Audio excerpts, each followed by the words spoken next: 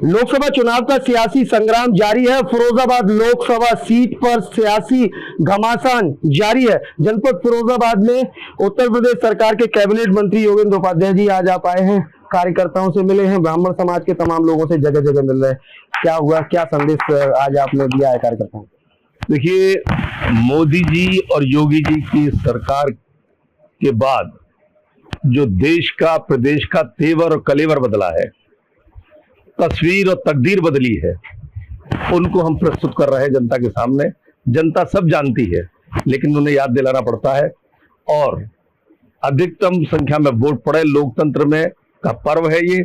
इस पर्व में हर व्यक्ति गर्मी सर्दी सबका ध्यान से हटाते हुए सिर्फ मतदान करना है उसको, ये बताने के लिए चर्चा करने आया हूं। चुनाव तो हम जीत रहे हैं सब लोग जी।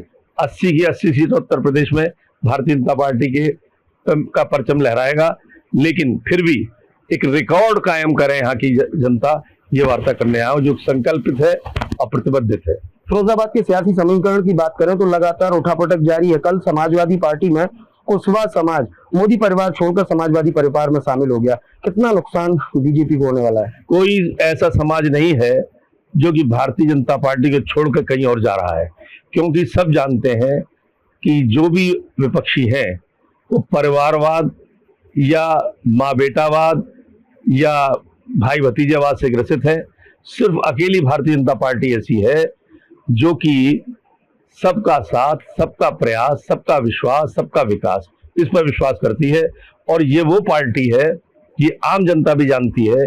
एक चाय वाला भी यहाँ प्रधानमंत्री बन सकता है, लेकिन मैं आपके माध्यम से पूछना चाहता हूँ जनता से कि क्या कोई कार्यकर्ता, क्या कोई वरिष्ठ नेता वहां ये सोच सकता है कि वो उस पार्टी का राष्ट्रीय अध्यक्ष, प्रदेश अध्यक्ष या मुख्यमंत्री या प्रधानमंत्री बन सकता है?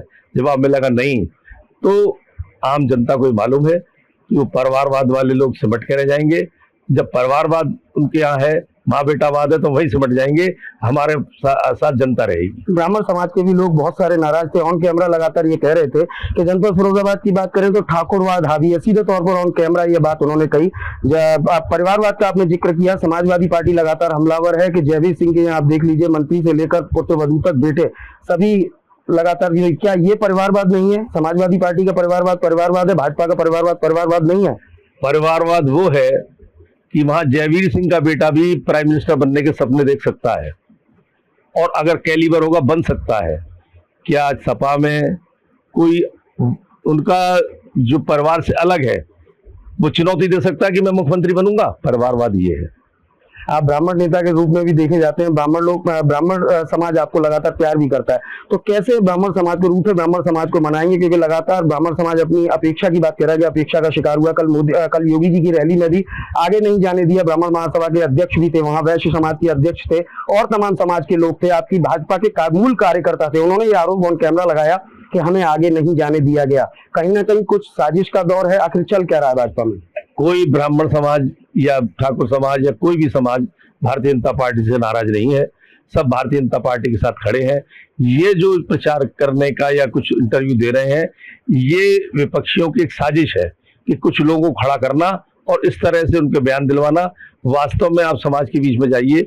मैं अकेला ब्राह्मण समाज में नहीं जा रहा, मैं सब जगह जा रहा हूँ।